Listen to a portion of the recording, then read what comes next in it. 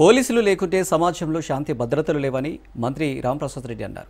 అన్నమయ్య జిల్లా రాయచూటిలోని పోలీస్ సమరవీరుల సంస్మరణ దినోత్సవ కార్యక్రమంలో మంత్రి పాల్గొన్నారు.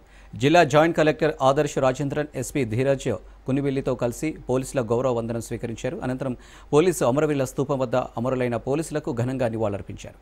విధి నిర్వహణలో ప్రాణత్యాగం చేసిన పోలీసుల సేవలను కొనియాడారు. ప్రభుత్వం అమరవీరుల కుటుంబాలను అన్ని విధాలా ఆదుకుంటుందని మంత్రి రాంప్రసాద్ రెడ్డి తెలిపారు.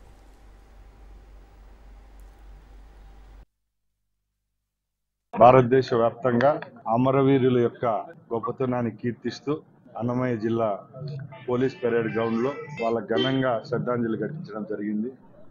మనందరికీ తెలుసు, ఈ రోజు మనం సుఖ సంతోషాలతో ఉన్నామంటే పోలీసుల యొక్క త్యాగాలు రాష్ట్ర వ్యాప్తంగానే కాదు, దేశవ్యాప్తంగా ఎందరో అమరులైన పోలీసులు మన సంతోషం కోసం వాళ్ళ ప్రాణాలు బలిదానం చేయడం జరిగింది. వారి కుటుంబాలకు అలాగే వాళ్ళ బంధుమిత్రులందరికీ రాష్ట్ర ప్రభుత్వం అలాగే పోలీస్ శాఖ తోడుంటుందని తెలియజేసుకుంటున్నాం.